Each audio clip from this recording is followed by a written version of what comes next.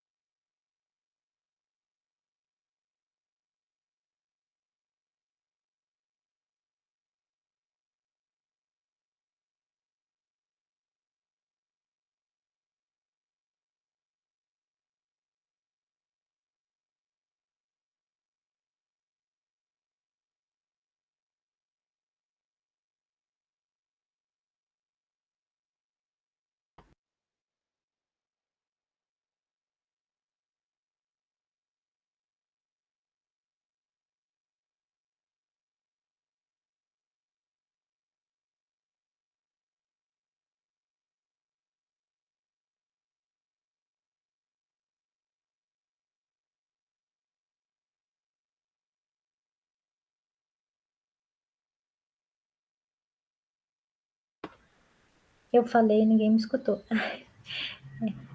Bom dia a todos. São 10 horas agora, né? Só que ainda faltam 2 expositores, então agora falta um só. Então eu vou guardar mais 5 minutinhos para ver se a pessoa que falta entrar, para assim que ele entrar a gente já inicia, tá bom? Olá, bom dia a Bom todas. dia. Olá.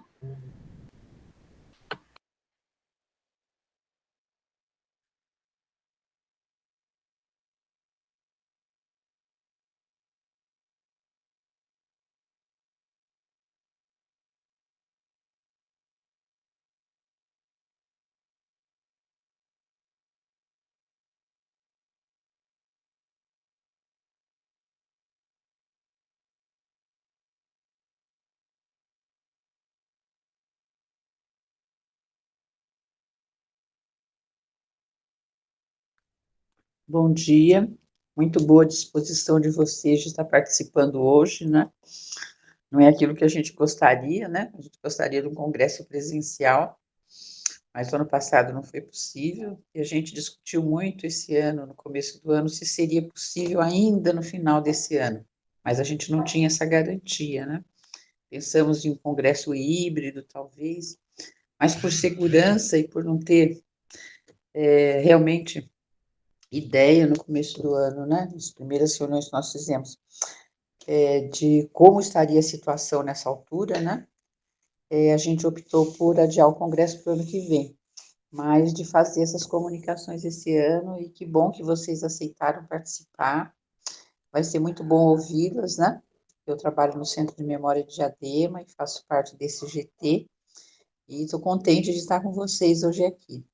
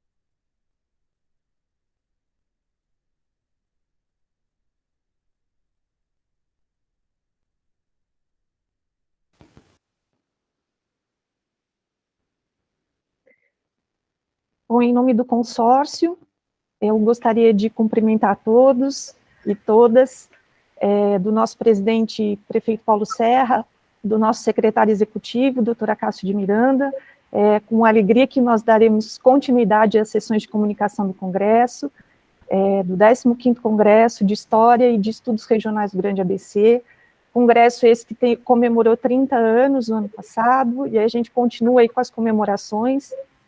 Em função da pandemia, infelizmente, ele teve que ser adiado, né, para o ano que vem, mas hoje, para conduzir a mediação desse trabalho, a gente convida a Maíra Guzmán de Souza, museóloga, gerente de documentação e preservação cultural no Museu de Santo André, doutor Otaviano Armando Gaiarsa, atualmente é representante regional do CISEM, Sistema Estadual de Museus de São Paulo, na RRABCD, no biênio 2020-2022. formado em Museologia pela Universidade de Brasília, bacharel em Turismo pela Universidade Metodista de São Paulo e pós-graduado em Conservação e Restauro de Arte Sacra pelo Templo de Arte. Por favor, Maíra, tem a palavra. Bom dia a todos e todas. Quero primeiramente agradecer a presença, agradecer aos expositores por abraçarem essa empreitada, porque não é fácil, né? A gente teve esse momento de pausa, expectativa de ter o congresso, depois veio a pandemia e a gente fica assim, mesmo com o processo de pesquisa, né? A gente estava no processo de pesquisa, daí vem com essa pausa da pandemia, e a própria pesquisa, às vezes, ela acaba tendo essa pausa, né? Então, eu quero muito agradecer a presença de vocês. Hoje nós teríamos 6 apresentações, mas 2 delas, elas não acontecerão, tá? A Letícia Poli, que falaria sobre as memórias do Cine Tangará, e o Felipe Rubim, que falaria sobre o desenvolvimento regional e aglomerações produtivas, não apresentarão hoje, mas nós mantemos a nossa programação. Só colocando aqui para apresentar antes da gente começar, gostaria de dar os avisos, né, que as sessões das apresentações são de 15 minutos, cada uma. A lista de presença, eu peço para todo mundo colocar o nome no chat, e ela vai ser disponibilizada aqui no chat, né? As perguntas todas por escrito serão respondidas se houver tempo, tá? Porque pode ser que a gente não tenha tempo, então elas serão respondidas se houver tempo. Também todas por escrito no chat. E quando tiver faltando 5 minutos para acabar cada apresentação, a gente também avisa no chat. Então, peço que quem estiver apresentando também ficar de olho lá no chat, por favor, tá? Nós iniciaremos hoje com a Bruna Serafim Moura, com o tema, com a pesquisa Salas de Cinema de São Caetano do Sul, um evento social entre as décadas de 1920 a 1990. Bruna, a palavra está com você. Bom dia a todos. Vou começar a apresentar, tá bom? Vocês me ouvem bem? Tudo bem? Então, tá. Sim. Bom.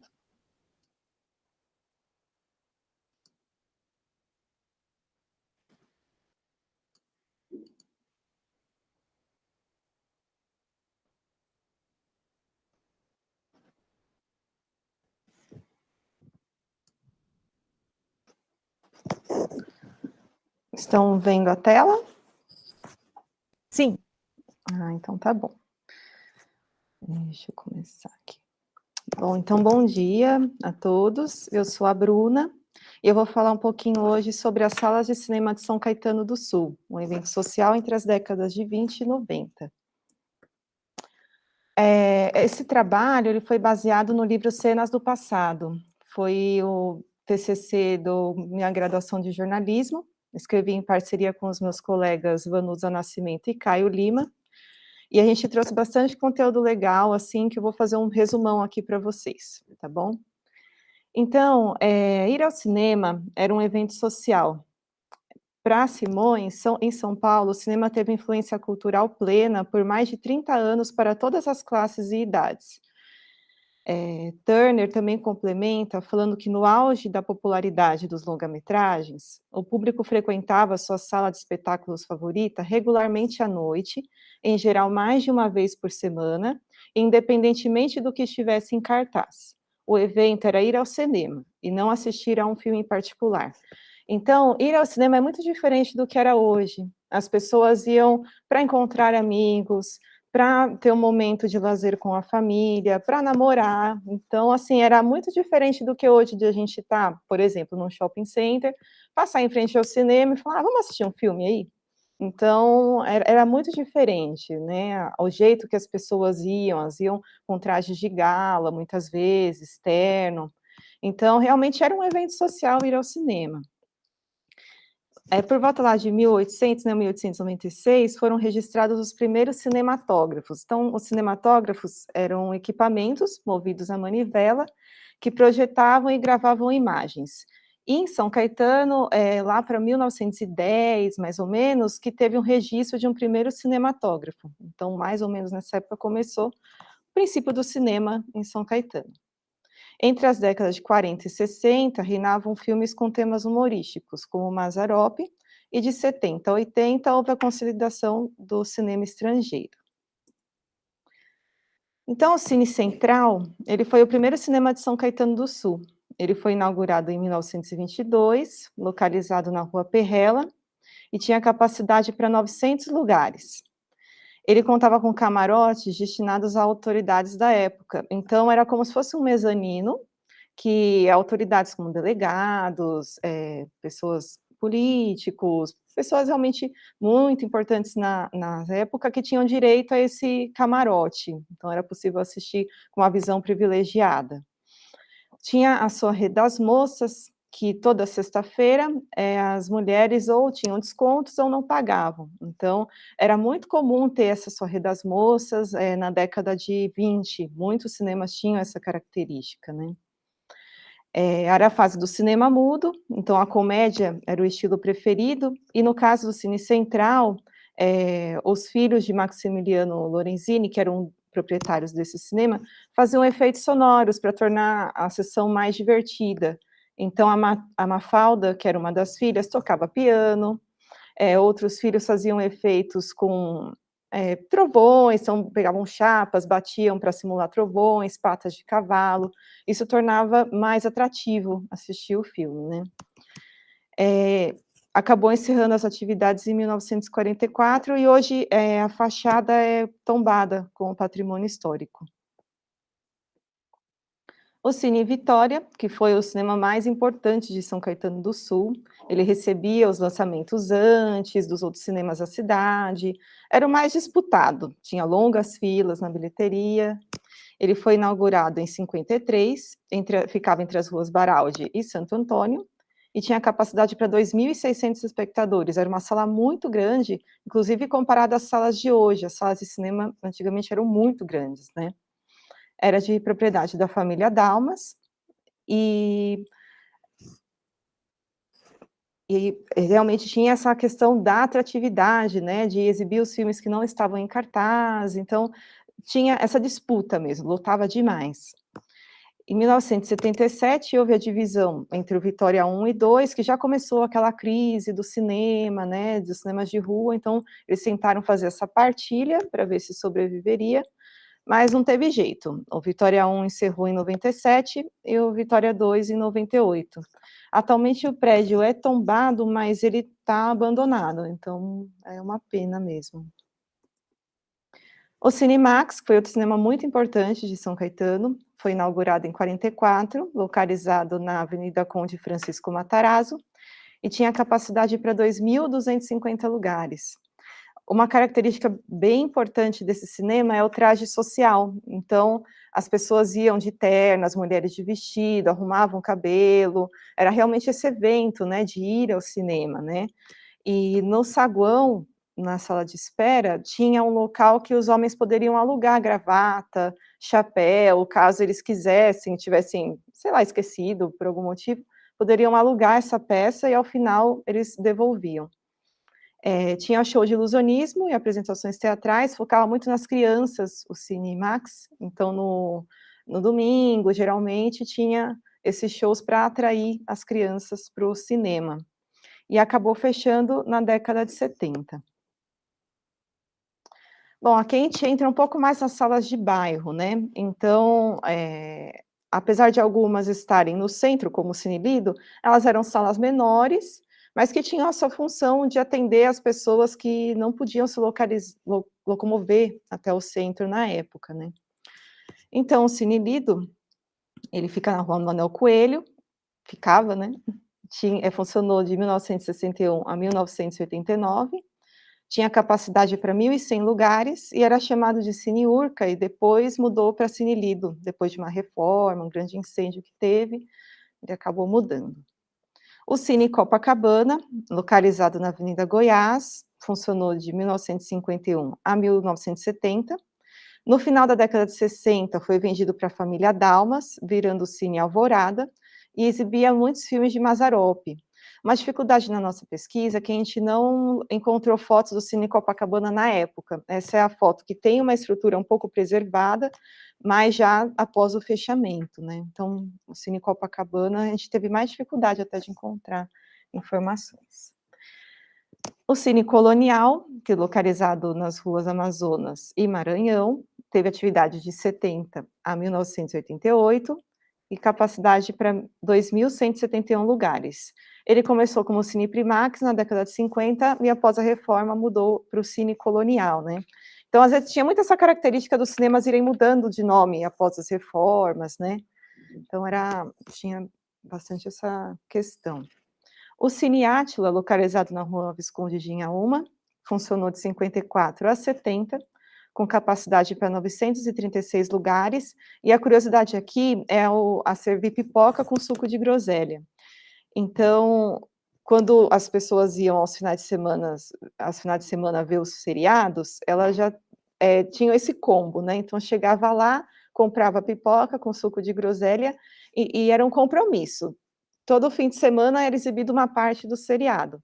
Então, tinha essa questão de você retornar ao cinema, né? Eu assisti um pedaço do seriado hoje, fim de semana, conversava com os colegas, com a família, vamos lá no cinema assistir o restante. Então, era um compromisso. Todo fim de semana tinha aqui no cinema, e até era uma forma de fidelizar o cliente, né? Então, para ter essa continuidade do seriado diferente do filme, né?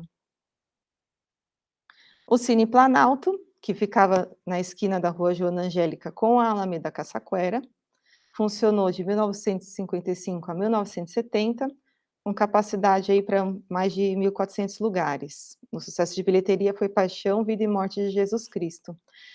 Atílio Santarelli, que é o herdeiro dessas salas, ele conta que o pai dele tinha muitas salas em São Caetano, Cine Colonial, Cine Real mesmo, eram várias salas.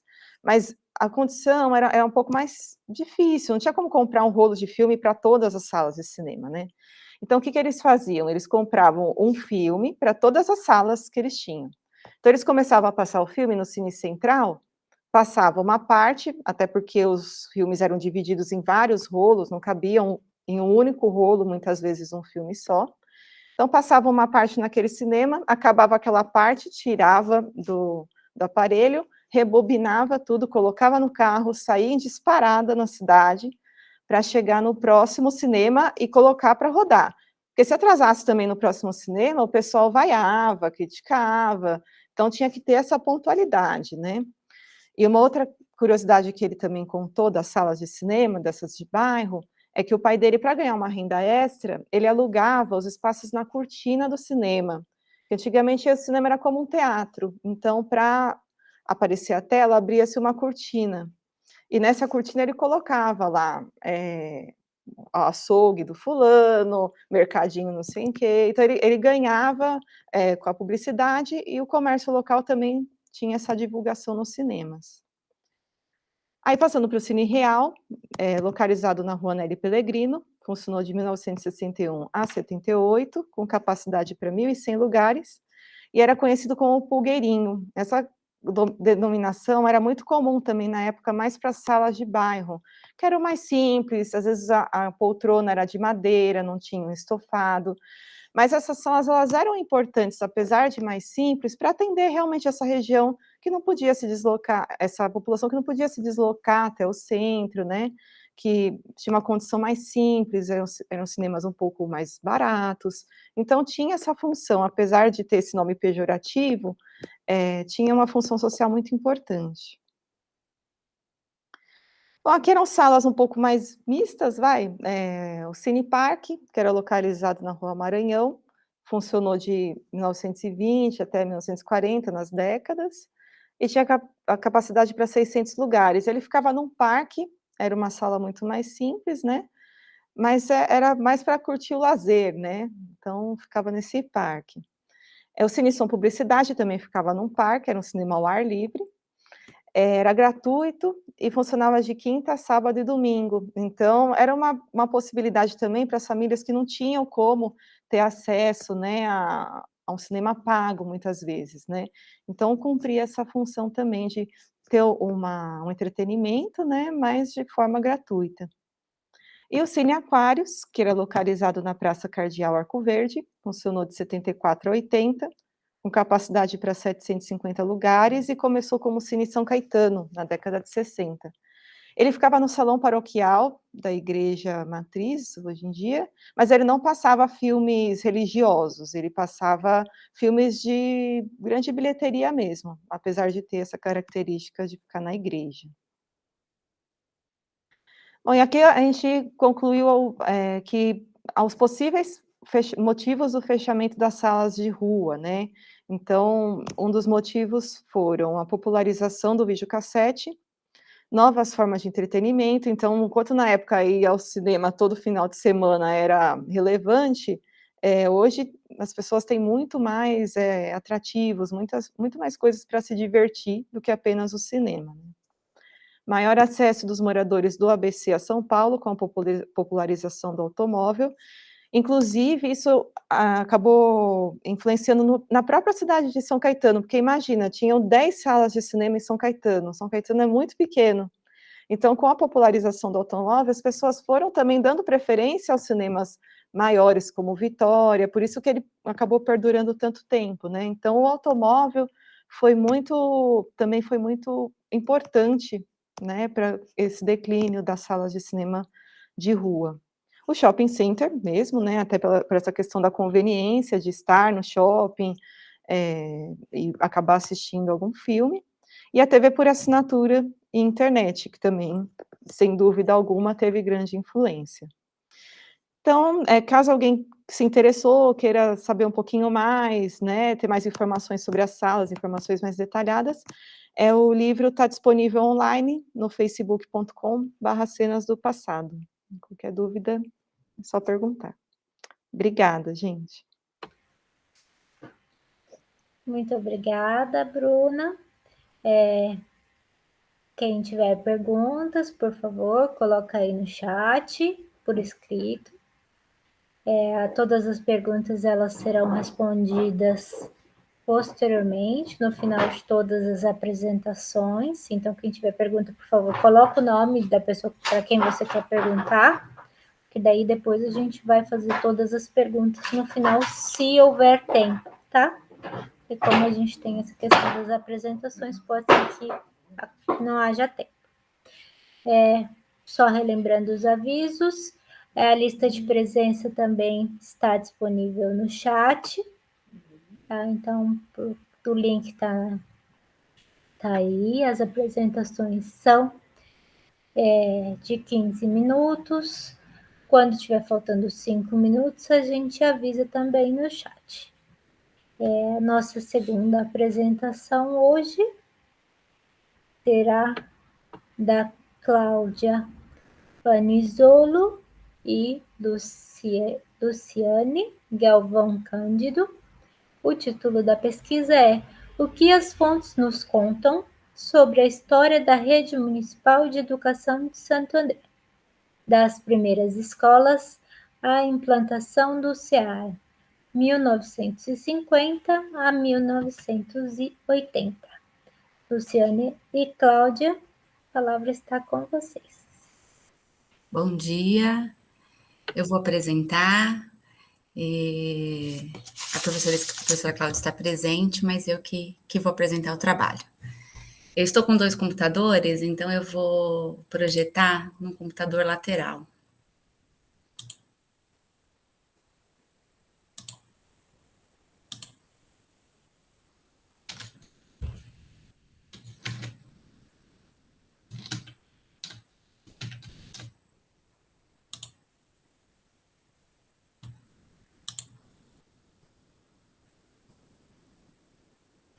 Nós podemos projetar por aqui também, Luciane. Então, como eu vi que a Bruna projetou, eu corri para ligar o outro computador, que eu acho melhor na projeção, Hoje está com 2 computadores, mas eu consigo, só um minutinho.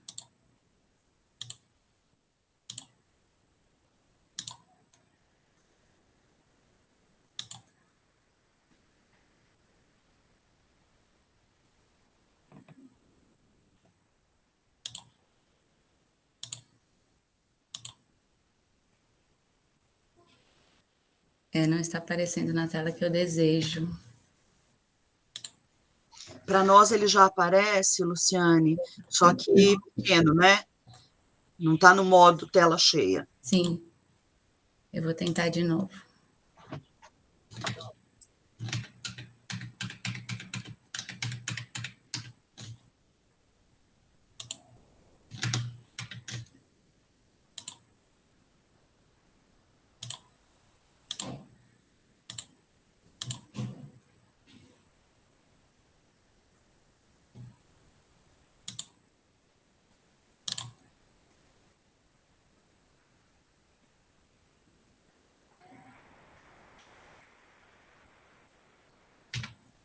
Eu vou voltar e fazer de um outro jeito.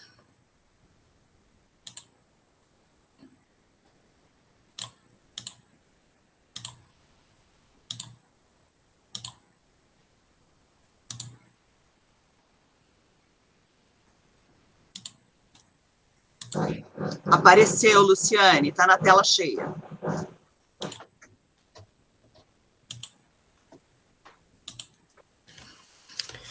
Bom, eu inicio agora, então.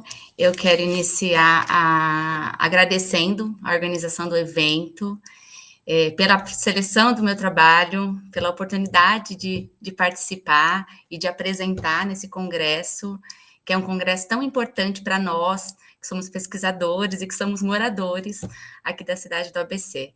Então, eu me sinto emocionada por essa oportunidade. Muito obrigada. Bem, eu sou Luciane Galvão Cândido, sou mestranda no programa de pós-graduação em Educação da Escola de Filosofias, Letras e Ciências Humanas da Universidade Federal de São Paulo, da Unifesp, e sou docente também na Rede Municipal de Educação da Prefeitura de Santo André. A professora doutora Cláudia Panizzolo é professora associada 2 da Universidade Federal de São Paulo, da Unifesp, é docente no programa de pós-graduação em educação dessa mesma universidade e é docente também do curso de pedagogia na área de educação infantil. A professora Cláudia, que me acompanha e que me orienta, ela tem pós-doutorado pelas universidades de Caxias do Sul e pela Universidade de Molise da Itália e tem doutorado em educação pela PUC São Paulo. Eu sou membro do GPIC. O GPIC é o Grupo de Estudo, Pesquisa, Infância, Cultura e História. Ele é coordenado pela professora Cláudia Panizzolo e é um grupo que, desde 2013, ele desenvolve pesquisas sobre a constituição da infância em suas dimensões históricas e socioculturais. Então, é um grupo bastante importante para a minha formação acadêmica. No dia de hoje, eu apresento parte da minha pesquisa de mestrado, que eu intitulei O que as fontes nos contam sobre a história da Rede Municipal de Educação de Santo André, das primeiras escolas à implantação do CEAR, 1950 e 1980. Então, esse presente trabalho, ele propõe uma investigação sobre a história da educação pública municipal na cidade de Santo André, desde as primeiras escolas, que eram destinadas para acolher as crianças pequenas, até a implantação dos centros educacionais, assistenciais e recreativos, que eram denominados CEAR. Bem, o objetivo da minha pesquisa era buscar a origem, reconstituir e escrever sobre a história dessas escolas municipais que atendiam crianças da cidade entre 4 e 6 anos de idade, crianças da cidade de Santo André. A delimitação temporal que eu coloquei de 1950 a 1980, ela tem um porquê, né? 1950, porque foi a década que se iniciou e se consolidou a crescente industrialização aqui na nossa região, o crescimento das cidades e o crescimento do emprego. E, como consequência, emergiu a necessidade no aumento da oferta de vagas nas escolas aqui da cidade.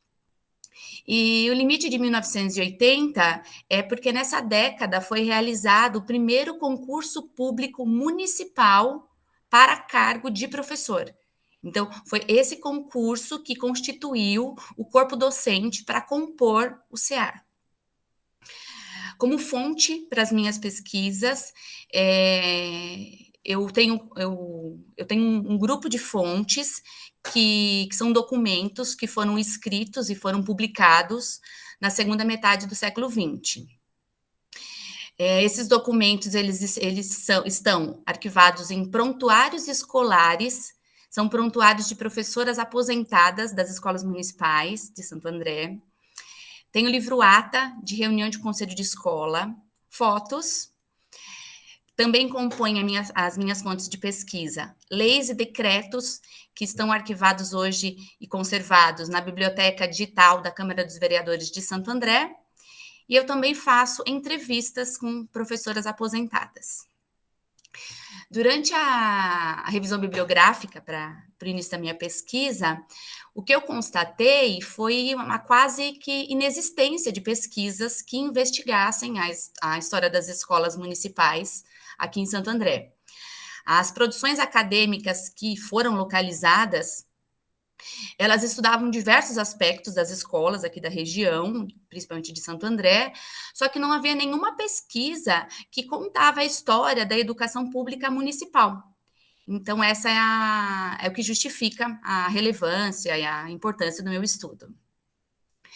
Como referencial teórico, eu utilizo os estudos da professora Chizuko Morishida Kishimoto e do professor Moisés Kuhlmann Jr., que são dois pesquisadores que estudaram e que estudam a história da educação, e da educação destinada principalmente às crianças pequenas, então o jardim da infância, a creche e a pré-escola. Falando agora especificamente sobre Santo André e as suas instituições, a primeira escola construída pela Prefeitura de Santo André foi a Escola Industrial Júlio de Mesquita. Essa instituição estava destinada para atender às exigências da grande industrialização da cidade naquela época, de Santo André e de toda a região, e ela formava os operários para trabalhar nas indústrias. Eu localizei que no banco de dados do portal digital da Câmara dos Vereadores constam leis, decretos, e nesses documentos informam que os professores e outros funcionários dessa escola, eles eram servidores públicos municipais. Uma outra instituição que foi construída também pela prefeitura e foi mantida pela prefeitura durante um período foi a Faculdade de Ciências Econômicas, que é a atual Fundação Santo André, que também constam nos dados que eu obtive lá no portal da Câmara dos Vereadores, nas leis e nos decretos que lá constam, que alguns professores e outros funcionários também eram servidores públicos municipais, os funcionários dessa instituição. Analisando todo esse corpo documental dos decretos e das leis, o que eu pude constatar, o que eu pude identificar, muitas informações a respeito de cargo e de gratificação para a professora e para a professora municipal, e isso desde a década de 1950. E constam também muitas informações a respeito de escolas municipais. Então, nesse corpo documental, eu tenho várias informações sobre as escolas municipais. E aí, durante toda a minha pesquisa, que eu já pude constatar até o momento, é que entre as décadas de 1950 e 1960, havia uma considerável quantidade de professores no quadro de funcionários da Prefeitura de Santo André. Mas, nesse período de 1950 a 1960, as escolas primárias e as escolas ginasiais, elas eram construídas e eram administradas pelo governo estadual. Então, até o momento, eu posso concluir que, dentro das escolas estaduais, que eram de responsabilidade do governo do estado, tinham anexas nessas escolas algumas salas, e nessas salas eram atendidas crianças pequenas, crianças na fase pré-primária, antes da alfabetização. E aí, nessas salas, as docentes dessas salas, essas professoras eram funcionárias do município, eram funcionárias de Santo André. Em 1970, começou um processo de modificação. Em 1970, teve início um processo de desapropriação de diversos terrenos aqui na cidade de Santo André para a construção do CEAR. E isso eu pude constatar nas leis e nos decretos que estão lá no banco de dados da Câmara dos Vereadores. Então, no início da década de 60, começa a desapropriação dos terrenos e durante a década de 70, a construção dos CEARs. E aí, em 1980, já estava estabelecido, então, a cidade de Santo André já contava com dezenas de CEAR, que eram as instituições que atendiam as crianças entre 4 e 6 anos de idade. Agora eu apresento alguns documentos que me possibilitaram verificar como que era organizada administrativa e pedagogicamente a rede municipal de Santo André. Então, esses documentos que eu localizei, eles estão arquivados em prontuários escolares de professoras aposentadas, e esses prontuários, eles ficam arquivados nas escolas municipais, que era o antigo CEAR, e hoje nós chamamos de EMEIs, as escolas municipais. Então, eu organizei aí o meu slide com letras coloridas, só para vocês acompanharem. Então, isso que eu tenho em letra vermelha são portaria com nomeação de cargo. Então, essas portarias a Secretaria de Educação emitia para delegar a função da professora, da diretora, das coordenadoras escolares ou de algum funcionário da Secretaria de Educação. Porque em Santo André, até hoje, nós docentes somos todos professores e exercemos uma função gratificada. E essa função gratificada é estabelecida por meio de uma portaria. Então, no prontuário das professoras aposentadas, eu localizei essas portarias. Localizei também cópias de jornais, então, cópias tipografadas de jornais com lista de atribuição professor-escola. E naquela época, a lista de atribuição do professor nas determinadas escolas eram publicadas em jornais. E essas listas, então, me possibilitaram pesquisar e descobrir o nome das professoras, quantas escolas tinham na época, quantas professoras tinham em cada escola. Como eram listas que eram publicadas em jornal anualmente, é possível perceber a troca de escolas, as professoras que trocavam de escola, e essa troca, às vezes, era voluntária, outras vezes não. Então, nessas listas eu pude perceber a quantidade de professora em cada escola, então quantas salas tinham em cada escola, de acordo com o número de professoras. Um outro documento que eu localizei nos prontuários são os certificado de formação, certificado de cursos. E aí, só para lembrar que nessa época, a Secretaria de Educação era a única Secretaria de Educação, Cultura e Esporte. Na atualidade, são secretarias diferentes, mas nessa época era uma única secretaria que cuidava da educação e que oferecia esses cursos de formações para as professoras. Um outro documento que é fonte da minha pesquisa é um livro-ata de reuniões. Esse específico aí, que está em letras azuis, é um livro-ata de reuniões da Associação de Pais e Mestres de uma escola. Então, nessa associação era reunido pais de alunos, professores e gestores, e lá eles se reuniam para decidir assuntos relativos à escola, festas, compras de presentes para professor, presente para criança, compra de material escolar. Então, toda essa reunião era registrada nesse livro-ata. Então, esse estudo que hoje eu apresento, eu tenho assim, conclusões preliminares, porque a minha pesquisa ainda está em andamento. O que eu posso dizer, o que eu posso apresentar, é que a história da educação municipal aqui em Santo André está marcada pela industrialização da região, pela industrialização da cidade. E também está marcada pelas orientações propostas nas leis de diretrizes e bases da educação brasileira, que é a LDB. E aí eu destaco a Lei 5692, de 1971. Por quê? Porque essa lei foi uma lei que priorizou o ensino de segundo grau como responsabilidade do governo do Estado. Então, a partir de 71, o governo do estado se responsabilizava pela educação de primeiro e de segundo grau, e as pré-escolas, as escolas das crianças pequenas, passavam a se municipalizar. Então, o município se responsabilizava pela educação das crianças pequenas. Então, esse foi um marco que possibilitou e que fez com que se concretizasse a organização do CEAR aqui na cidade de Santo André. Então, todos esses documentos, eles possibilitar o meu acesso de uma maneira como a educação pública municipal na cidade de Santo André, ela se estruturou ao longo desses anos que é proposta a minha pesquisa. Eu acho que eu estou dentro do meu tempo, né?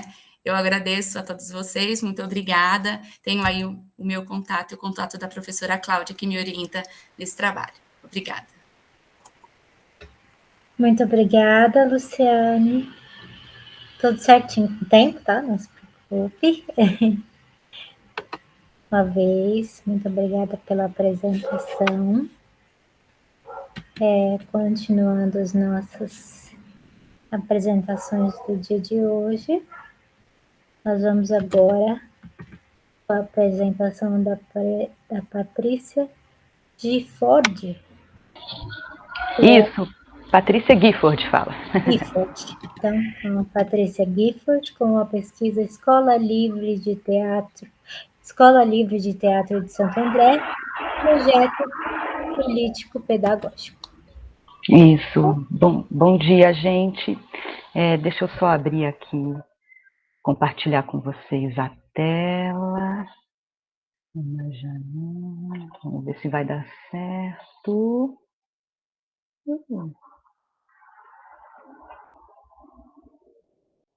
Vocês estão vendo? Não, né? Espera aí, deixa eu ver. Sim, já está exibindo. Ah, já está, que bom. Então, para evitar efeitos de espelho infinito, preparar a... não, peraí. Pronto, tá aí? Tá certo, né? Deixa eu ver como eu consigo... Não consigo mexer. Ele está apresentando, mas ele está pela metade. Eu acho que está em PowerPoint, né? Está em PDF. Ah, é. Então tem que... Descendo aqui. Talvez diminuir o tamanho, porque está com 146%. Talvez se você colocar em 100%, ele fique melhor.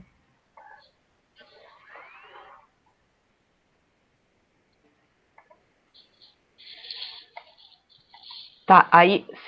Tá descendo, gente, a imagem agora? Sim. Ou não? Tá, né? Vocês acompanham o movimento da imagem? Tá bom. Então, vou começar. Bom, gente, essa pesquisa que eu trago não é exatamente minha, né? Eu estou trazendo aqui o Plano Político-Pedagógico da Escola Livre de Teatro de Santo André. Então, a gente conversou aqui sobre cinema, agora sobre as escolas municipais, e eu trago o Plano Político-Pedagógico da Escola Livre de Santo André, que é de teatro, que é um equipamento municipal da Secretaria de Cultura da cidade, tá? Eu trouxe aqui a revista, essa revista é de 2019, e nela tem o projeto, o Plano Político-Pedagógico de várias escolas livres, várias não, de 4, que são equipamentos de cultura da Secretaria, que são organizadas, que são as escolas livres de dança, de cinema e vídeo, né? Audiovisual, que é uma escola livre da Secretaria de Cultura, de Cinema e Vídeo. Então tem o plano pedagógico artístico da Escola de Cinema e Vídeo, né? Essa revista reuniu os planos pedagógicos das escolas, né? Então aqui está o de Cinema e Vídeo, só vou passar. Vocês estão acompanhando? Tá dando para ver, né? E aí temos de dança, a Escola Livre de Dança também fez o seu plano político pedagógico, seu PPP, né, de dança, também está nessa revista. E nessa revista está da EMIA também, que é a Escola Municipal de Iniciação Artística. Não sei se vocês conhecem esses projetos, já ouviram falar? Já ouviram? Não. E aí, não? Então, são escolas livres, são equipamentos da Secretaria de Cultura da cidade, de cinema, de dança, de educação infantil, iniciação em artes e de teatro, que eu vou chegar aqui. Né? Eu fiz questão de mostrar para vocês entenderem o contexto desse documento. Né? Aqui eu chego na Escola Livre de Teatro, Plano Político Pedagógico. Esse plano político-pedagógico, ele foi escrito por toda a comunidade da escola. Acho importante falar isso. Né? Ele é um documento que é uma experiência de organização dos funcionários, né? da coordenação, dos professores e professoras e alunos da escola, que criam esse documento com as diretrizes básicas aí do funcionamento da escola e a sua identidade. A Escola Livre de Teatro de Santo André, então, é um documento que não é a minha pesquisa, eu estou aqui representando uma voz coletiva dessa comunidade escolar. A Escola Livre de Teatro de Santo André, ela existe há 30 anos já, né? Existindo a várias mudanças de Secretaria de Cultura, né? Vários governos, né? A gente sabe como é difícil um equipamento de cultura se manter na sua continuidade, né? Então ela fez 30 anos ano passado e a gente celebra muito essa persistência no território, né? Então o PPP inclui a descrição do histórico dela, né? De como ela surgiu, né? É uma escola que surge como um campo de pesquisa para linguagem em artes cênicas, né, que não diz respeito exatamente a uma produção cultural que tem uma identidade com a indústria cultural de massa, do mercado, né? Então, uma escola de pesquisa, de linguagem, onde muitas companhias de teatro com pesquisa continuada e grupos saíram dessa escola e existem até hoje, né? Numa produção cultural alternativa, digamos assim, o pensamento hegemônico da indústria de massa. Né? Então, é importante dizer um pouco dessa identidade da escola. Né? A escola, ela está sediada no bairro de Santa Terezinha, né, na Praça Rui Barbosa, não sei se vocês conhecem lá o bairro, e dentro dela está o Teatro Conchita de Moraes. Né? Então, você tem o Teatro Conchita de Moraes, a escola, as dependências da escola, as salas, né, de aula ao redor do teatro. Então, é um único edifício. Né? A gente também usa o teatro, né, como durante as aulas, espaços de apresentação, e a escola também se organiza em salas ao redor do teatro. Né? Esse teatro está fechado há 5 anos, infelizmente, por conta aí de necessidades de reforma, por conta aí de sempre estar afirmando aí a importância de espaços culturais para a cidade, né? A gente está numa super pressão para que aconteça essa reforma, e muito provavelmente ela aconteça agora em 2022 finalmente, né? Depois de 5 anos o teatro fechado. Então, a escola tem um teatro, é importante dizer isso, porque também afirma uma programação alternativa dentro aí das programações de outros teatros, né, que tem às vezes um cunho mais comercial, né, esse Teatro Conchita de Moraes, ele está ligado mais a uma identidade de teatro de pesquisa, de grupos, né, ligados à pedagogia, a pesquisa de linguagem, né, a companhias estáveis da cidade. Tá. Objetivos da ELT, né, compartilhar pesquisas na área das artes cênicas, partilhar um espaço de reflexão prática e artística teatral aliada à possibilidade de emancipação das relações sociais e de cidadania, criar e projetar espaços de interlocução entre a cidade e os artistas, vivenciar experiências em arte e cultura de forma crítica e coletiva, e criar um espaço de debate entre artistas atuantes e artistas em formação. Né? Um documento escrito coletivamente, onde a gente vai traçando as diretrizes bases. Né? Vocês que trabalham aí com educação, né, que acabaram de falar, sabem que toda escola tem seu projeto político-pedagógico, que ele é escrito coletivamente. Então, esse é o documento.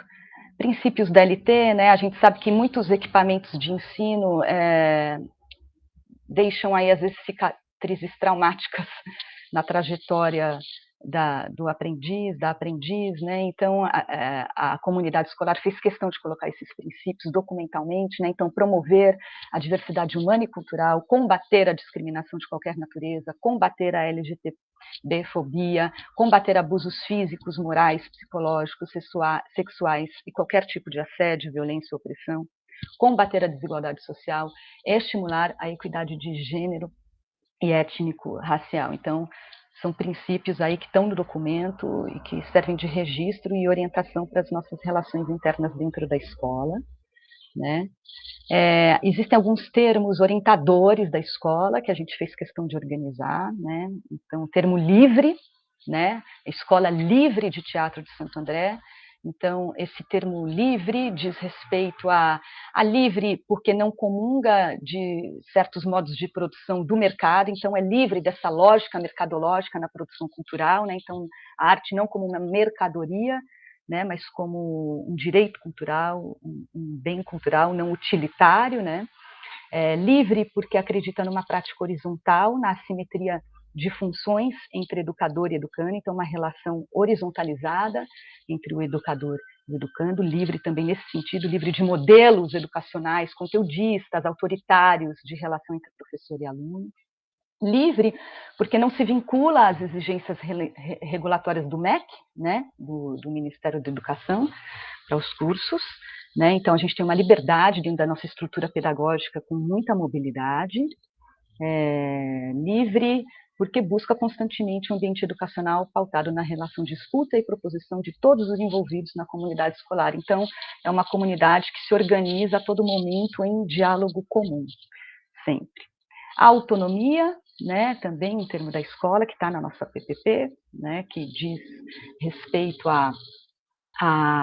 ao aprendiz, em determinado momento do processo, sempre poder falar do seu próprio processo de conhecimento, né? Então, é um dos objetivos pedagógicos da escola. Processo colaborativo, onde todos se responsabilizam sobre todas as instâncias do trabalho, né?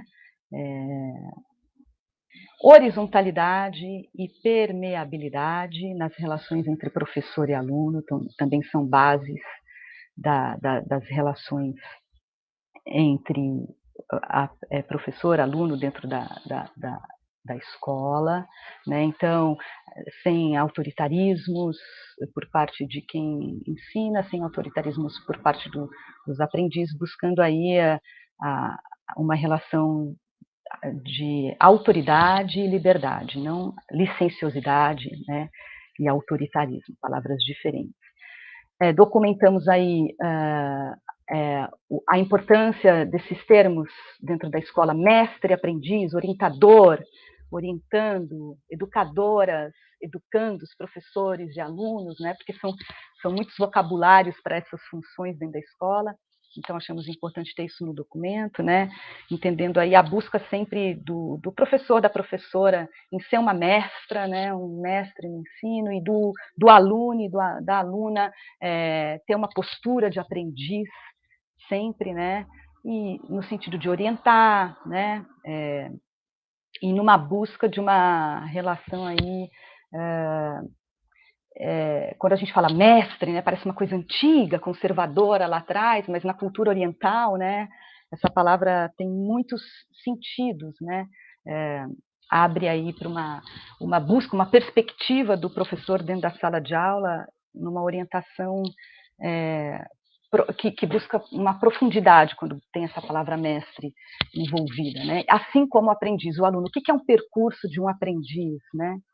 O que é o percurso de um mestre? Então, essas palavras como horizonte, numa busca sempre, num estudo sempre, né, do que é essa relação de troca entre ensino e aprendizagem, né, em conceitos bastante libertários, né, e auspiciosos, digamos assim, né, nessa relação tão bonita, intrínseca da vida de cada um, né? A gente sabe o que é passar por uma escola, o que um professor significa na vida de uma aluna, e o que uma aluna significa na vida de um professor. Então, essas palavras são orientadoras. Aqui a gente fala um pouco sobre o conceito comum, é um espaço público, né? Eu não estou vendo o chat, se eu passar do tempo, eu peço que vocês me falem no ouvido, tá bom, gente, aqui no áudio, para eu acompanhar, por favor. o conceito de comum, então é um espaço todo pensado, a sua gestão, e todo discutir, e todas as ações internas de organização, de cuidado com o espaço, com as relações entre funcionários, coordenação. Eu sou coordenadora pedagógica da escola hoje, né? E preciso dizer que há uma interferência absoluta nas decisões da escola, do corpo docente, da coletiva discente, sempre. Então, esse conceito de gestão comum desse espaço público torna as relações muito mais democráticas, e, sobretudo, traz a importância do que os usuários e de quem trabalha lá ocuparam a responsabilidade de ocupar um espaço público, né, de cultura. Então, transcende até os ensinamentos da sala de aula, né, das nossas linguagens de artes cênicas, mas traz aí a importância de entender essa gestão comum desse espaço público, né, cultural da cidade, né. Patrícia. Está acabando? 3 minutos. Ah, tá joia, muito obrigada. Na PPP, a gente organiza aqui a nossa proposta pedagógica curricular, né? Então, como são os núcleos, como são as turmas de formação, quais são as matérias que tem, então está tudo organizado. Como é feita a nossa avaliação, né, dentro da escola, né?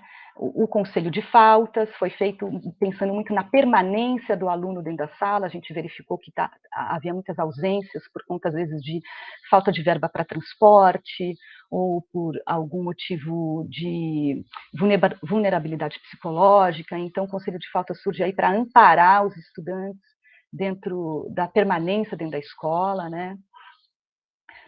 Aí a gente fala aqui um pouco dos nossos fóruns, né, que diz respeito a essa coletividade, essa gestão comum, Fórum Preto, Fórum Trans, Fórum de Mulheres, que são temas que abarcam a coletividade escolar.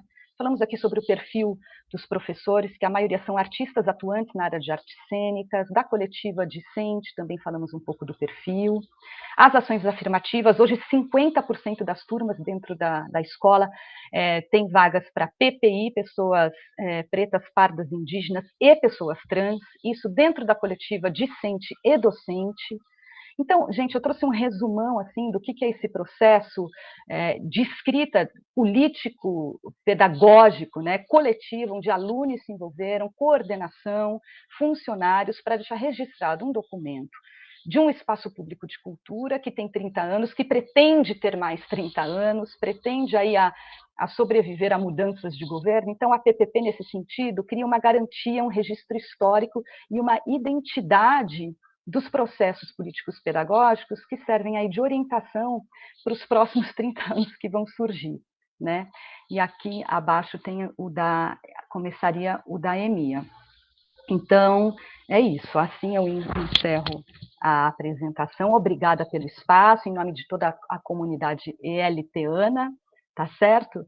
Muito obrigada, parabéns aí pelos projetos, e sigamos. Deixa eu acabar aqui, tirar o compartilhamento.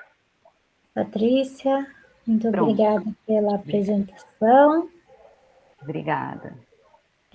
Vamos continuar.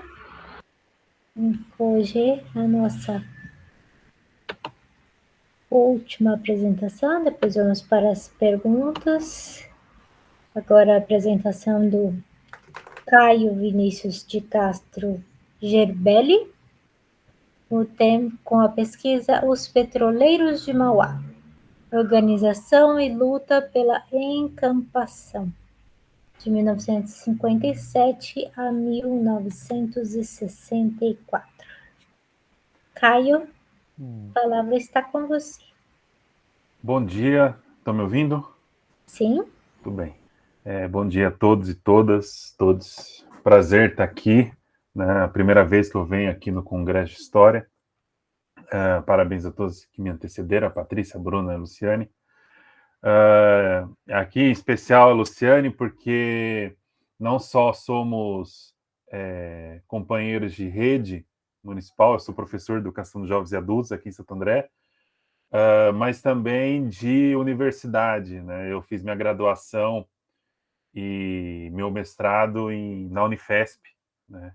lá no bairro dos Pimentas, depois lá no centro terminei minha graduação lá no centro de Guarulhos, né, lá no, enfim, né, é muito saudosismo falar, eu entrei em 2009, então, tipo, tinha 2 anos de campus, né, e para mim é um afago, assim, no coração ver, inclusive, o avanço das pesquisas, enfim, dos programas de pós-graduação.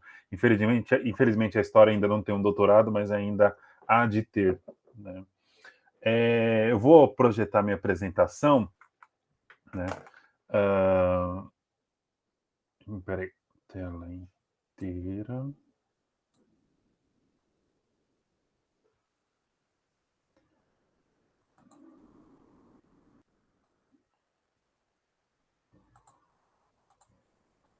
Bom, está aparecendo aí, né? Então,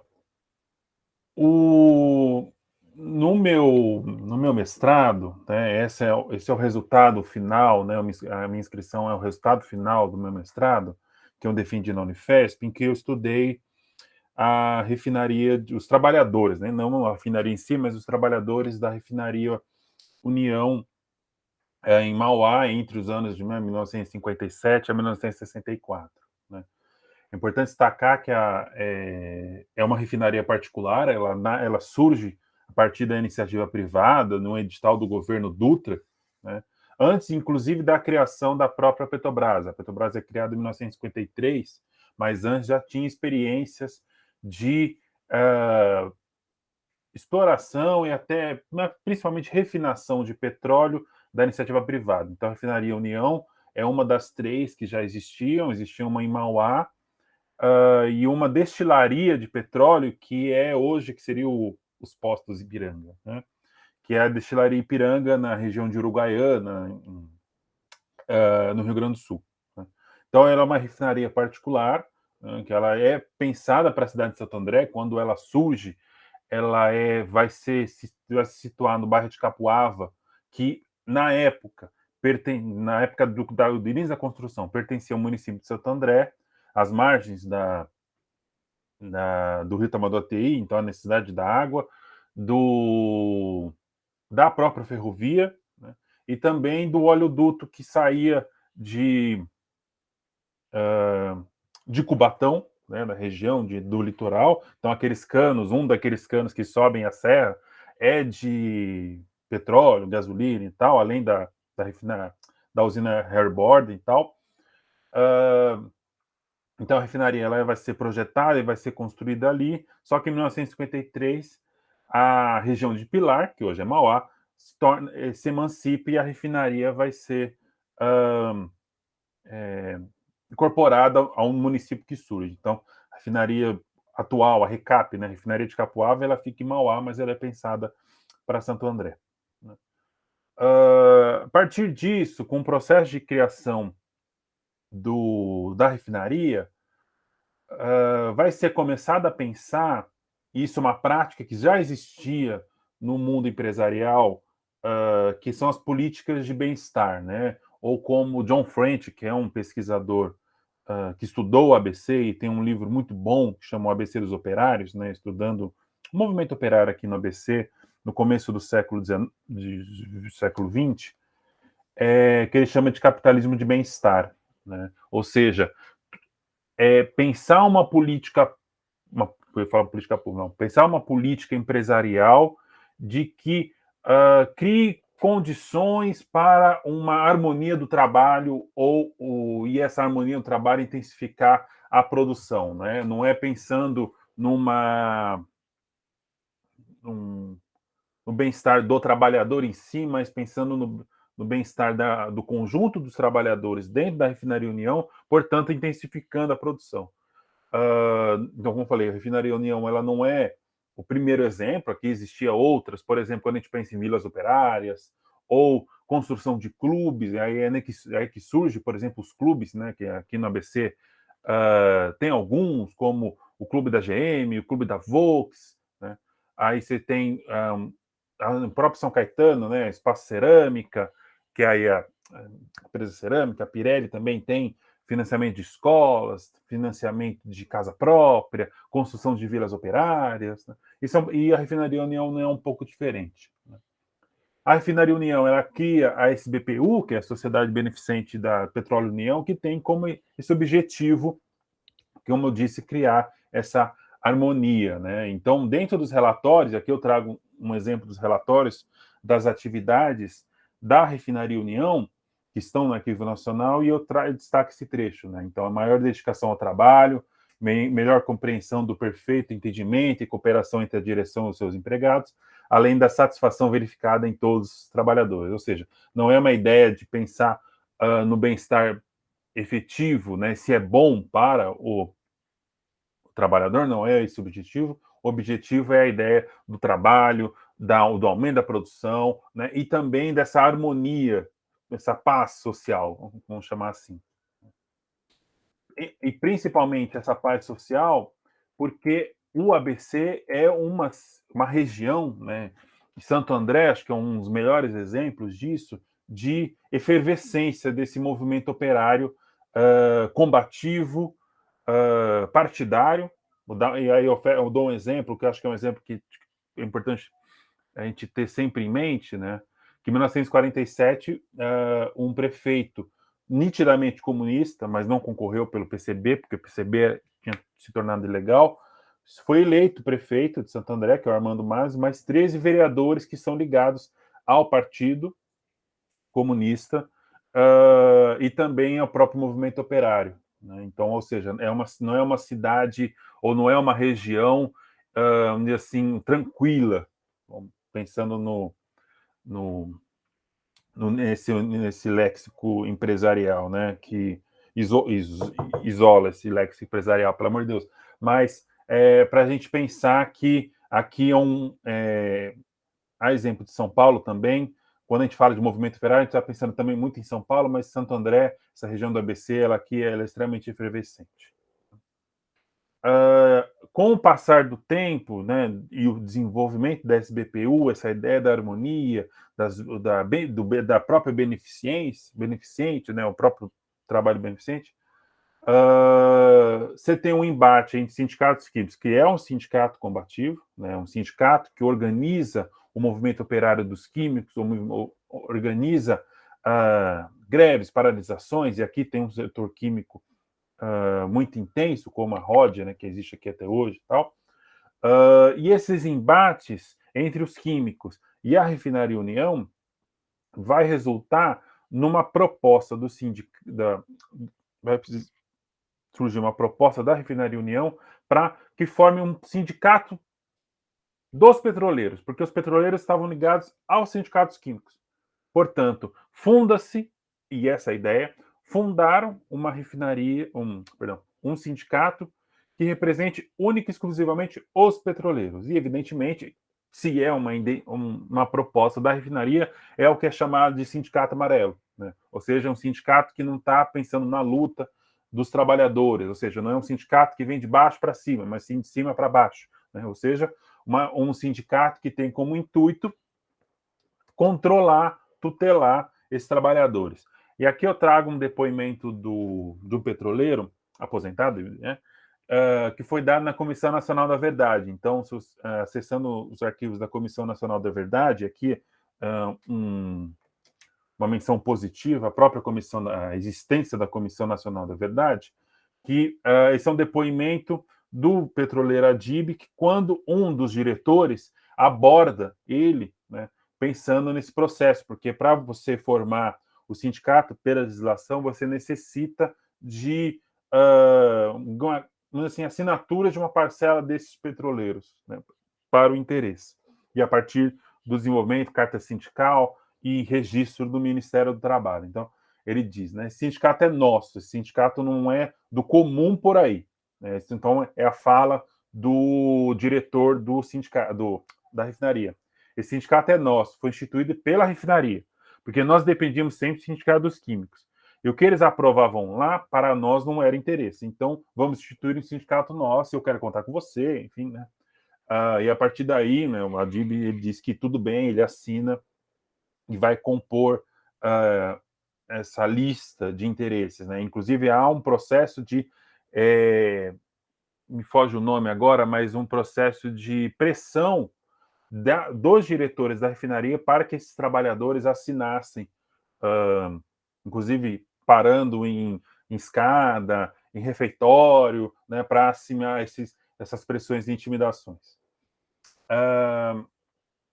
Né, então, os sindicatos petroleiros, essa política de bem-estar, uma base sólida para esse desenvolvimento da proposta sindical pela refinaria, né, essa diretoria é composta por indicação da empresa, e essa é interessante porque o presidente da associação, que depois vira sindicato, e o vice-presidente são chefes de setor, né? Ou seja, eles têm, se são chefes de setor, eles têm um arcabouço de trabalhadores em sua base, né? E um deles, que vai se tornar o presidente do sindicato a partir dos anos 60, que é o José Mendes de Queiroz, ele é chefe de almoxerifado. E almoxerifado nessas empresas de petróleo, ela é fundamental porque é onde estão as peças, ou seja, tudo que necessita de manutenção, ou que o almoxerifado, né, nós conhecemos que o almoxerifado tem, ele é o chefe, então ele é uma pessoa meio orgânica ali dentro do funcionamento da refinaria, né? Só que isso é interessante porque de sindicato amarelo, ou seja, um sindicato controlado pela refinaria, com a mudança da gestão, inclusive o José Mendes de Queiroz se tornando efetivamente o presidente, inverte-se uma chave do sindicato, e sindicato que outrora foi pensado para o controle desses trabalhadores, inverte essa chave e torna-se um agente ativo dentro do movimento sindical, do movimento dos petroleiros, né? Ou seja, o sindicato começa a trabalhar de forma independente e defendendo os interesses e tendo embates com a Refinaria União, defendendo os interesses dos petroleiros. Então, evidentemente, que muitas das negociações no começo elas eram feitas à revelia dos interesses dos petroleiros e tendo como base os interesses da refinaria, agora não mais, né? Então, inverte-se. E é interessante pensar que nós estamos falando aqui nos anos 60, né? E nos anos 60, 61 a 64, principalmente, há uma mudança de perspectiva governamental nacional, né, com a renúncia do Jânio Quadros e a nomeação, né, como presidente do João Goulart, e as reformas de base, o avanço do movimento sindical dentro das pautas do governo, enfim, né? E nos petroleiros, e esse fortalecimento não só da categoria, mas como da classe trabalhadora em si, vai surgir um interesse e a organização desses trabalhadores em geral do projeto de encampação. O que é encampação, assim, um nome, né? Acho que é o nome que eles usam, e aqui fazer jus à fonte. Encampação nada mais é que a incorporação das refinarias particulares pela Petrobras, né? A lei que cria a Petrobras é uma lei. Um segundinho. É uma lei que. Caio. Oi. 2 minutos, tá? Tá, tô finalizando. Então, a lei que cria a Petrobras já permitia a encampação dessas refinarias. Então, era algo permitido pela lei que cria. E o projeto de encampação é a incorporação dessas refinarias particulares ao sistema Petrobras. Ou seja, é o fortalecimento da Petrobras como a empresa que vai monopolizar de forma integral o petróleo, desde a exploração, por exemplo, na Bahia, nos Campos de Lobato, como o refinamento e a distribuição, né? Inclusive o monopólio esse que foi quebrado apenas no governo Fernando Henrique, né? Vai surgir uma greve, que é a greve de 63, e paralisa-se a refinaria, né? Quando é decretada a greve, os trabalhadores abandonam seus postos de trabalho, como deve ser, né? Mas infelizmente a refinaria não para a produção, né? Inclusive há uma campanha da mídia, uma campanha dos setores da direita, dos setores privados, pela defesa dessa refinaria que deveria funcionar, tal, mas os trabalhadores em si, eles apoiam, e diversas categorias vão apoiar essa paralisação, inclusive categorias internacionais, como a refinaria, os petroleiros paralisados vão receber apoio do sindicatos da Argentina, vão ter apoio do Sindipetros, aí que eu destaco Cubatão, Rio de Janeiro e Bahia, que são as refinarias que mais tempo existem no Brasil, e já tinha aí um grupo de trabalhadores enraizados, né, na luta. Então, os sindicatos vão transferir dinheiro para o fundo de greve, né, os trabalhadores vão receber dinheiro do fundo de greve.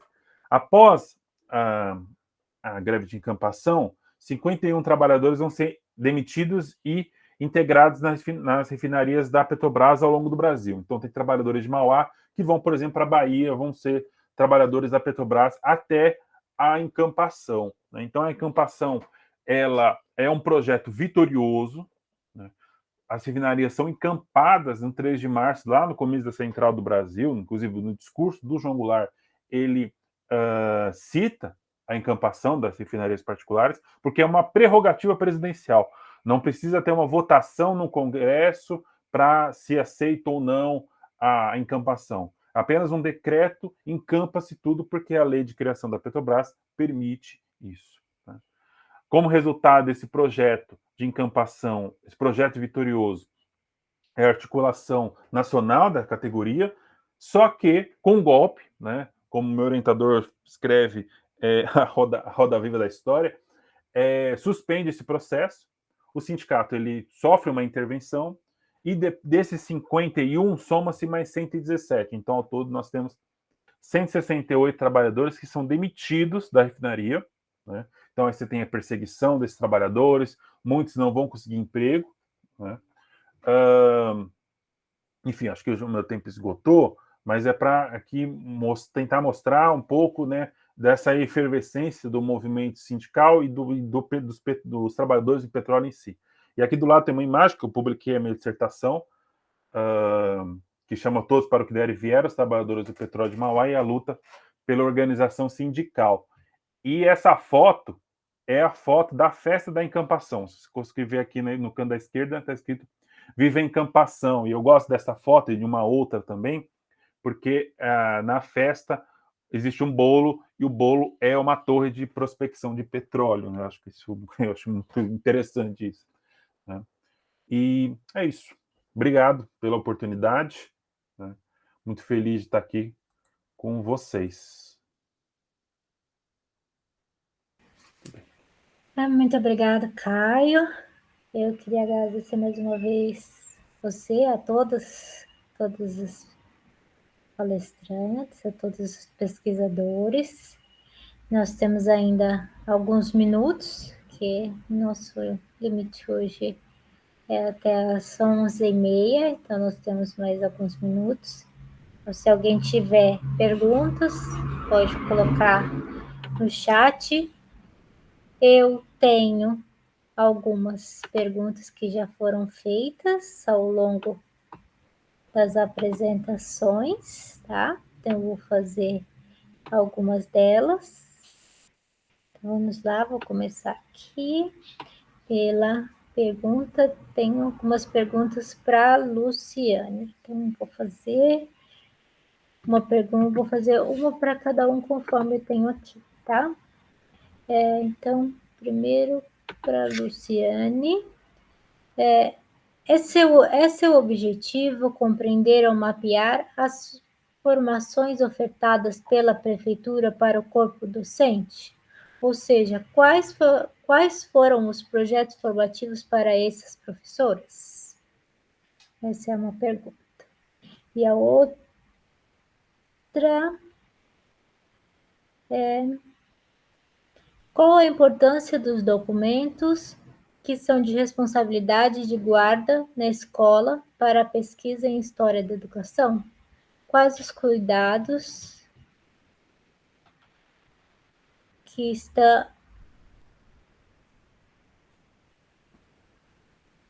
que nós que estamos na unidade podemos ter com este acervo? Pois tem mais, mas depois eu coloco. Se você puder responder essas. Não vou colocar, acho que eu vou colocar todas as perguntas para todo mundo e depois a gente vai respondendo aos poucos, tá? Que é mais fácil. Tem mais uma, Luciane. Na sua pesquisa, há indícios de que essa passagem da educação infantil da responsabilidade do Estado para a Prefeitura em Santo André se assemelha com a que aconteceu em outras cidades da região ou do Estado? Vamos lá. Bruna. Durante a sua pesquisa, deu para identificar os sujeitos que frequentavam os cinemas? Deu para mapear e relacionar a localidade dos cinemas com os lugares de moradia dos trabalhadores e trabalhadoras? E Patrícia, qual é o lugar na LT nestes tempos de obscurantismo? Vamos ver se temos mais aqui. Por enquanto, não. Então, vamos começar. Aqui. Temos aqui uma pergunta para o Caio.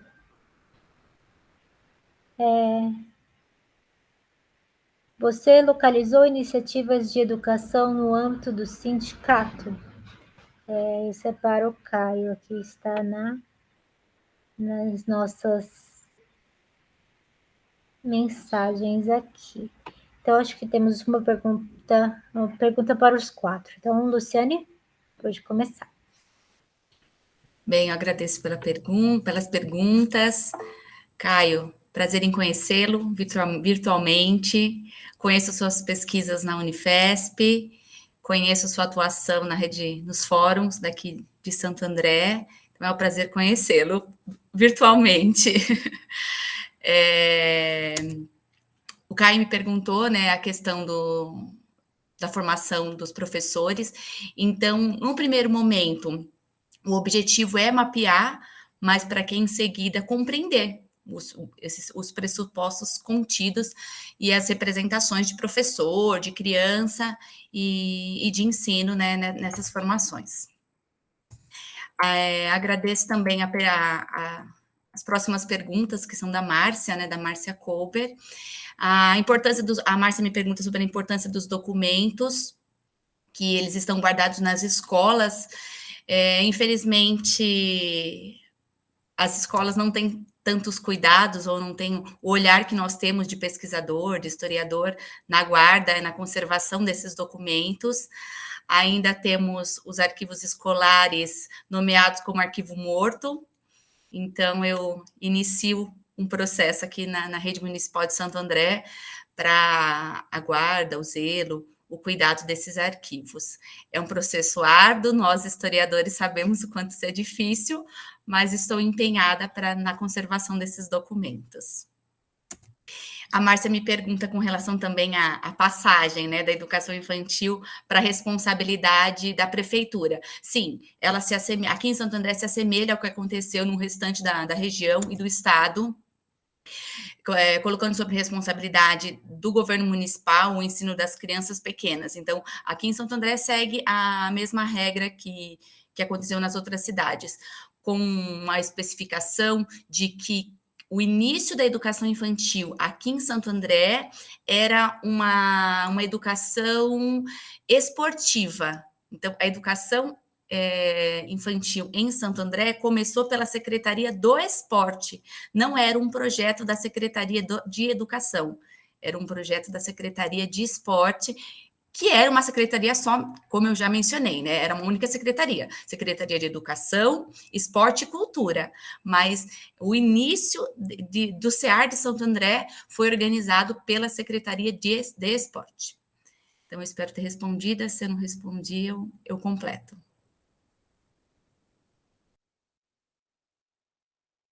Bruna? Bom, sobre a pergunta do Caio, né? Durante a pesquisa deu para identificar os sujeitos que frequentavam cinemas? Sim, na época no livro mesmo, a gente conta com bastante depoimentos, né? Das pessoas comentando quais filmes assistiam, a sua experiência. Então, até com base nessas falas que a gente conseguiu tirar muitas informações, né? Porque é o depoimento vivo, né? A história de vida das pessoas que a gente conseguiu passar para o livro. A gente gostaria até de ter conseguido pessoas que trabalharam no cinema, mas a gente só conseguiu depois da publicação, depois que a gente divulgou no Facebook, aí com o compartilhamento, o pessoal começou, eu trabalhei na bilheteria, eu era o lanterninha. Então, mas no livro, os frequentadores a gente conseguiu trazer. E sobre o mapeamento da localidade dos cinemas, sobre o local de trabalho, não, a gente conseguiu fazer um mapeamento do local de moradia e com o cinema que a pessoa frequentava. Então, um exemplo, quem frequentou o Cine Átila, na Visconde de Inhaúma, morava numa travessa da Visconde. Então, a gente conseguiu fazer, até por isso dessas questões das salas de bairro atenderem a população do entorno, né? Mas com o local de trabalho, a gente não fez esse mapeamento muito específico com o local de trabalho de cada pessoa. Patrícia. Oi, gente. Bom, como que a LT faz frente aos tempos de obscurantismo, né? Olha, diante desse cenário, né, político e cultural do país, né, que só vem piorando, né, a cultura sempre relegada a um lugar secundário, não participando da vida pública e das questões da cidade, né, é sempre como se fosse alguma coisa como perfumaria ou mercadoria, né? Então, acho que o território da LT é a busca de construir um território autônomo de pensamento, né? Diante aí do pensamento hegemônico imposto, né? Reflexivo, crítico, em arte e cultura. Então, uma escola com uma formação continuada, né? Que tenta se estabelecer ao longo dos anos, criando um currículo próprio, por isso o termo livre, né? Que faça frente aí a esse utilitarismo em relação à arte, o direito à cultura, etc. Então, acho que o próprio nascimento, quando a escola surge, ela vem com isso no seu DNA, né? E a gente, ao longo dos anos, aí, numa responsabilidade histórica, busca continuar e aprofundar esse sentido de existência dela na cidade. Acho que é meio por aí. Caio? Bom, agradeço a pergunta, Cláudia. E na verdade, é uma resposta muito simples. Com a intervenção, né, dos sindicatos, documentos, eles simplesmente desaparecem. Por exemplo, eu não trabalhei com nenhuma ata, porque sumiu, né? E tem um hiato, na verdade, porque o sindicato ele é combativo até 64, com o golpe, tem intervenção e existe um buraco. E depois, quando a refinaria ela é incorporada à Petrobras em 70, nos anos 70, começo dos anos 70, aí você tem o processo de refundação do sindicato, né? Então, os documentos que eu tenho sobre encampação e tal, eu consegui dentro do prontuário do presidente, lá no DOPS, né, no DEOPS, lá no Arquivo do Estado. Então, era um calhamaço desse tamanho que tinha tudo, boletins de informação, convocatórias e tal, né? Então, sobre educação, processo de formação ou formação política, formação sindical, não aparece nada, né? E as atas, acho que talvez poderiam apontar alguma coisa, nunca, não sei, estão no limbo, né? Ou estão aí no arquivo perdido, tomando chuva e sendo comido pelos ácaros. Só colocar, eu acho que vou me intrometer um pouquinho, né? Mas eu acho que é bem, são os dois pontos dos arquivos, quando a gente fala sobre documentação. Ou ela é mal cuidada, quando ela não está no lugar que ela deveria estar. Ou ela não tem devido cuidado, ou ela não é cuidada porque não se quer ver, não se quer ser mostrada, entendeu? Então, porque você tem os arquivos por exemplo, no caso da pesquisa da Luciane, você tem essa parte do arquivo histórico. Na educação, você tem essa importância desse início, você tem a importância do arquivo histórico, mas você não tem esse arquivo histórico. O arquivo histórico ele não é importante nesse momento para a educação, e sim o corrente, os outros arquivos. Então, não tem esse cuidado. Então, nesse momento, ele não tem esse espaço de, vamos colocar assim, esse espaço de estrela. Então, ele é colocado de lado, ele é colocado como arquivo morto, como foi utilizada a palavra mesmo. Ele é colocado como arquivo morto. Então, eu vejo, por exemplo, no nosso caso, no Museu, o Arquivo Histórico de Santo André, da parte administrativa, está no museu. Não está no arquivo da prefeitura, e sim no museu.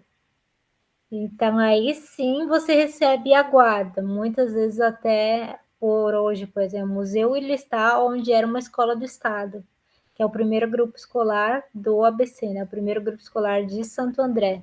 Muitas vezes perguntam para a gente sobre a documentação do primeiro grupo. E essa documentação não está no museu, e sim na FDE, que deveria estar na FDE, mas até então nem a gente sabe para onde foi essa documentação. E no caso do Caio, é uma documentação que não se quer ser encontrada.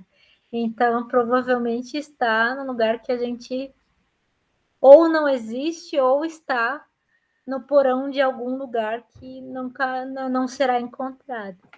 Então, infelizmente, esse é o destino de muitos dos documentos que a gente tem à guarda. Antes de você falar, Caio, eu acho que a Luciane levantou a mão para falar, mas eu acho que é bem interessante, que são, apesar da gente ter temas, assim, temas não muito distantes, mas a gente tem temas que são distantes, mas ao mesmo tempo a gente hoje tem 4 temas que de algum jeito eles vão se conectando e se entrelaçando, né? Bem interessante esse caminho. Luciane. Maíra, acho que também nós nos conhecemos virtualmente, ou porque hoje a gente se conhece virtualmente, mas já conhecia você por e-mail, que eu já, pelos e-mails que eu enviei para minha pesquisa lá no museu.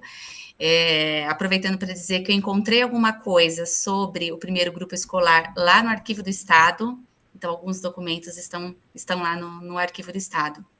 E conto com a participação e com o auxílio, com a ajuda de vocês no museu, na minha pesquisa, que é importante que no museu tenha a história de Santo André, das escolas de Santo André. Afinal, lá foi a primeira escola, primeiro grupo, primeiro prédio escolar da nossa região, que não só Santo André, né, de toda a região do ABC, lá foi o primeiro. E eu quero só abrir um parênteses para fazer um convite para o Caio, para dizer que a História da Educação tem o curso de doutorado. A professora Cláudia, minha orientadora, escreveu para você no chat que você pode se inscrever para fazer doutorado na área de História da Educação. Pode ser meu parceiro na História da Educação de Santo André. Obrigada. Caio? Obrigado pelo convite, né?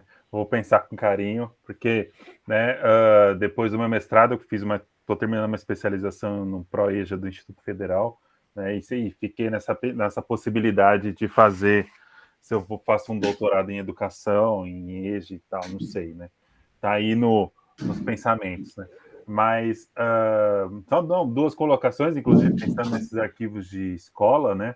Ao mesmo tempo que tem escolas que o arquivo ele está guardado em armários e tal, tem escolas que estão debaixo das escadas, né? Eu trabalhei numa escola que foi construída nos anos 80, que é o MF Dom Jorge, e o arquivo fica, sabe quando você constrói a rampa e a escada, aí aproveita a escada ali, o buraco da escada? Então, fica tudo lá dentro, né? Ou seja, é úmido e tá lá, cheio de coisa. E ao mesmo tempo tem outras escolas que tem um pouco mais de espaço, aí manda fazer um armário bonitinho, tá? E guarda as coisas. Ou seja, não existe uma política pública de preservação da memória, da educação, né? O município não liga para isso, né? Né, eu fiquei falando dessa questão, agora voltando para o meu tema sobre a intervenção, me lembrei, porque, né, lendo e tal, eu acho que sumiu na intervenção, mas eu acho que foi até antes.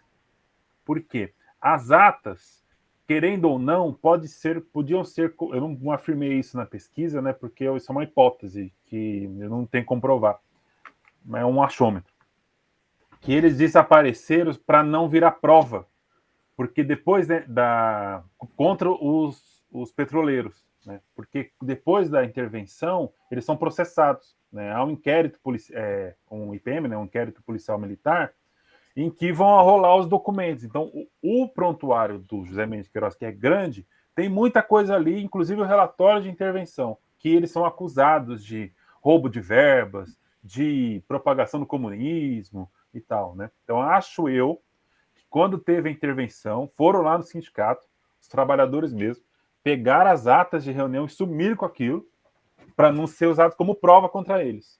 Aí eu estou me lembrando que eu tinha pensado nisso na época, e eu falei, eu não tenho como provar, eu não vou jogar essa hipótese ao Léo, né? Mas acho eu que pegaram isso aqui, vamos sumir, né? Porque né, vamos apagar as provas contra nós mesmos, né? É isso. Interessante. Vida Longa é a Escola Livre de Teatro, que é um farol na resistência, na cultura andreense. As escolas livres, enfim, em si, né? Eu acho que é vida longa cultura, né? Porque a gente resiste e sobrevive ao longo desses anos todos. Não é de agora, a gente tem sobrevivido e agora tem sido cada vez pior. Eu queria só, acho para a gente finalizar, eu quero agradecer a todos vocês. Patrícia, eu acompanho, estou na secretaria, sou da Secretaria de Cultura de Santo André e estou como conselheira do Conselho Municipal de Cultura, então eu acompanhei bastante até a discussão dos planos pedagógicos, e sei como é que é, sei como foi a discussão, eu acho bem importante essa discussão, eu acho que a comunidade ela realmente tem que estar presente, porque não é só para, mas é com. E o serviço ele tem que ser não só ele tem que ser essa relação conjunta, né? Porque tudo que é feito com é melhor e feito com fica um serviço, fica uma atividade completa, a escola fica realmente cada vez melhor. Fugiu a palavra, mas cada vez mais completo e intenso, e o aprofundamento, e as pessoas se sentem pertencentes e se preserva, e não, daí os mais 30 se fica assim da comunidade, né? Fica a serviço da comunidade e não se resiste, porque daí não é a prefeitura que só mantém, mas a comunidade, porque se sente pertencimento, você tem a relação de pertencimento. E, Bruna, eu nunca imaginei que São Caetano tivesse tanto cinema assim, vou dizer para você, tá? Pois nem a gente imaginava, só com a pesquisa mesmo. Mas é interessante pensar até depois, quem sabe vocês pensarem nessa relação entre todas as cidades e pensar na relação do processo de emancipação. Pensar porque você tem todo o processo histórico de quando era todo São Bernardo, depois virou Santo André, e o processo de emancipação, porque você começa em 20, o início do cinema é 20, ainda é São Bernardo, depois 38 vira Santo André, e é interessante fazer essa ligação com os cinemas, quem sabe numa pesquisa futura aí, ó, pensar nessa ligação com os cinemas e a cidade e os processos de emancipação. Aí já deixo quem sabe aí, ó, pensar numa pesquisa. Gostei, legal. Obrigada. É só, Malu, quer falar? Porque senão depois eu vou deixar a Malu falar e depois a gente encerra. Malu? Apenas, já havia até cumprimentado todos os participantes, né? Eu ouvi atentamente. E olha que coisa boa para nós, né? Que pensamos o Congresso ano passado numa edição presencial como nós estávamos acostumados, e depois a pandemia veio aí mudando os planos, não só nossos, mas de todo mundo, né? Mas que bom que a gente está conseguindo que vocês apresentem seus trabalhos, que nós ouçamos os trabalhos de vocês, né? Isso depois vai para o YouTube, né? Essa sessão é presencial, mas vai ser depois colocada no YouTube do consórcio. E quando eu fiz a divulgação, inclusive, né, na nosso grupo da Secult, né, da Secretaria de Cultura de Diadema, muitas pessoas se interessaram, mas é um horário de trabalho esse, né? Só para quem está podendo, não, e a gente já está no semipresencial, já muita gente já está trabalhando em escalas, né, nos nossos equipamentos. Dia 18 já vai voltar todo mundo, né? Então, muitos se interessaram, mas falaram, poxa, mas é esse horário, não vou poder, né? Isso desde a sessão passada, foi anteontem. Mas consultando aqui a nossa coordenadora, né, a Juliana, ela disse que já vai subir tudo para o YouTube, então esses trabalhos também poderão ser apreciados, né, no YouTube, ser divulgados, difundidos, né, esses trabalhos tão bacanas que todos vocês apresentaram, né, todas as temáticas importantes para a gente. Sobre cinema, o que eu tenho a dizer, porque eu sou antiga, né, acho que eu sou a pessoa mais antiga ali do nosso GT, primeiro que eu frequentei bastante cinemas de São Caetano, não porque eu morasse em São Caetano, mas porque, pasme, né, eu morava em Bauru, onde também frequentava os cinemas de Bauru, né, bastante. Mas tinha uma amiga, a maior amiga, que a família mudou para São Caetano, toda a família. Nós éramos colegas de colegial clássico, né? E aí eu vinha passar férias em São Caetano, olha que coisa. Em julho, eu vinha sempre, passava uma semana, 2 semanas, geralmente, lá. E frequentei o Cine Vitório, o Cine Lido, o Cinemarques, né? Tenho muitas lembranças, né, dos cinemas. E assim como em Bauru eram grandes cinemas, né? Na região de Bauru, Marília, toda aquela região lá, tudo pertencia ao mesmo dono. Era uma empresa chamada Peducci, e até a música que começava o filme, a música que tocava no final era igualzinha para todos os cinemas da região, que eu tive a oportunidade de visitar e morar em outras cidades da região. São Caetano não, né? Agora, tem muitas afinidades, né? Nós temos um colega aí assistindo, que é o Jorge, de São Bernardo, que também tem um trabalho sobre cinemas de São Bernardo, super interessante, aí vocês podem, né, e devem trocar muitas figurinhas. E Diadema não, porque é uma cidade mais nova, né, e a gente não teve essa quantidade de cinemas, mas assim, e até por isso eu fiz uma pergunta para você, tinha o primeiro cinema funcionou num salão, num ex-salão paroquial, né, no salão paroquial da igreja, que foi transformado em cinema, e foi o primeiro cine-teatro da cidade. E depois nós tivemos alguns, eu convidei, inclusive, um colega nosso, um amigo de aulas, né, que também deve ser conhecido lá da Escola Livre de Teatro, e falei para ele que hoje ia ser apresentação sobre a Escola Livre do Teatro e sobre os cinemas. E convidei-o para assistir, mas ele disse que estava levando a mãe dele, né, para uma consulta, não estava bem, estava doente e tal. Parece até que era hospitalização que ele falou. Mas ele vai ver, ele vai ter oportunidade de ver depois no YouTube, né? E provavelmente entrar em contato com vocês, trocar figurinhas, porque ele está fazendo um trabalho sobre os cinemas lá de Diadema, né? E tem interesse nessas duas coisas, na escola livre e também nos cinemas. Então, na medida do possível, mesmo quem trabalhou aí sobre escolas, o trabalho do Caio, é legal porque a gente, vendo o trabalho, a gente divulga nas nossas redes, né? Nas redes de amigos, às vezes outros pesquisadores que nos procuram sobre o assunto, a gente indica os trabalhos. Essa foi uma oportunidade muito boa. Parabéns a todos vocês, a Maíra aí na mediação, né? E é muito grato estar nesse grupo aqui, nesse GT História e Memória, que trabalha com essas questões, com a questão do Congresso, né? Com a Juliana, que coordena o grupo. Então, parabéns a todos, muito bom dia. Então, mais uma vez, agradecer a todos, em nome do GT, de História e Memória. Não só eu queria colocar o Museu de Santo André à disposição a todos, né? Porque nós temos vocês conhecem a nossa biblioteca, não só o acervo do museu, mas a biblioteca, que é uma biblioteca de referência, quando se fala sobre a história do ABC. Então, nós temos a biblioteca do museu. E eu já coloco todos os colegas na Berlinda também, porque daí eu acho que todos nós estamos à disposição aí. Temos o Centro de Memória de Santo André, aliás, o Centro de Memória de São Bernardo, de Diadema, tenho certeza que está todo mundo aí disposto e pronto a atender. Então, nós, como GT de História e Memória, agradecemos a todos, agradecemos a quem está nos assistindo também. Quem não assinou a lista de presença, está no chat. Os certificados serão enviados posteriormente.